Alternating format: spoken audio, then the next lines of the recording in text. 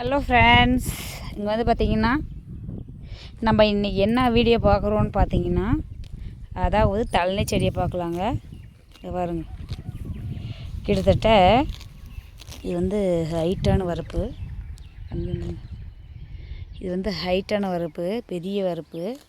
இந்த வரப்பு மேலேருந்து தான் நான் உங்களுக்கு காமிக்கிறேன். ஃபுல்லாக பாருங்கள், அது ஃபுல்லாகவே நம்ம தழனி செடி வச்சுருக்கோம். இது வந்து பார்த்திங்கன்னா நம்மது இல்லை, நம்ம பக்கத்து வீட்டு நிலம் அவங்களது. அதாவது நம்மது தழனி செடி போயிடுச்சுன்னு நம்ம நினச்சி இல்லைங்களா. இப்போ பாருங்கள், எல்லாருமே அந்த நிலைமையில் தான் இருக்குது. இந்த விவசாயம் வந்து பார்த்திங்கன்னா கிராமத்து பக்கம் வந்து ஒருத்தர் மட்டும் இல்லைங்க, எல்லாருமே போயிடுச்சு இந்த வருஷம் புயல்னால். என்ன பண்ணுறதுங்க, வருத்தம் தான் அழிக்குது. பட் வந்து பாருங்கள், ரொம்ப பூச்சி எல்லாம் மருந்து 5000 செலவு பண்ணி மருந்து அடித்தாங்க. பட் வந்து எல்லாம் பாருங்கள், பூச்சியும் புழுகும் பண்டுமாகவே இருக்குது பாருங்கள். செடி ஃபுல்லாக கொடி ஓடிடுச்சு. கொடி ஓடினாவே காய் வைக்காது.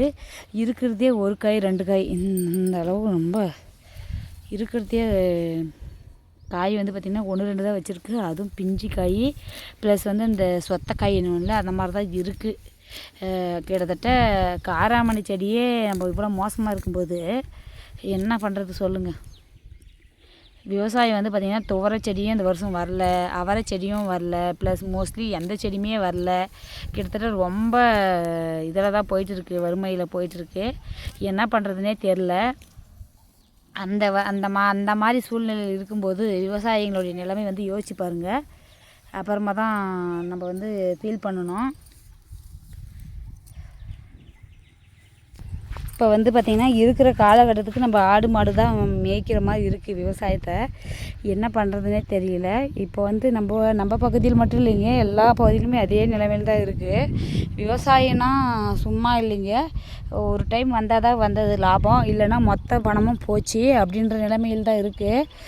ஏன்னு சொல்கிறேன்னு பார்த்தீங்கன்னா, விவசாயத்தை பொறுத்த வரைக்கும் ஒரு டைம் வந்தால் வந்துடும். அதாவது நம்ம போட்டதை விட எக்ஸ்ட்ரா அதிகமாக லாபம் வரும், இல்லைன்னா நம்ம போட்டதை விட எக்ஸ்ட்ராவே நஷ்டமாகி போயிடும். அந்த அளவுக்கு விவசாயத்தில் வந்து ஒரு முக்கியத்துவம் கொடுத்து நம்ம விவசாயத்தை பண்ணும்போதும் அதனுடைய வருமானம் வந்து வருதா அப்படின்னு பார்த்தா கொஞ்சம் கம்மி தான்.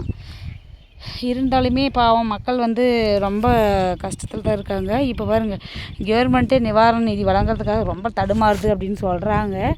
இருந்தாலுமே நமக்கு வந்து பொங்கல் பரிசு கூட கொடுக்குறதுலன்னு சொல்லியிருக்காங்க. இருந்தாலுமே நிவாரணத்துக்காக போய் சேர்ந்தால் ஒரு சந்தோஷந்தாங்க. சரிங்களா. இப்போ வந்து நம்ம வந்து விவசாயத்தை வந்து இந்த வருஷம் ஒன்றுமே இல்லை அப்படின்ற நிலைமையில் தான் இருக்குது. இன்னும் துவரை செடியெல்லாம் எந்த கதியில் இருக்குது அப்படின்றதையும் நான் இன்னொரு வீடியோவில் ஷேர் பண்ணுறேன். ஓகே ஃப்ரெண்ட்ஸ், பாய்.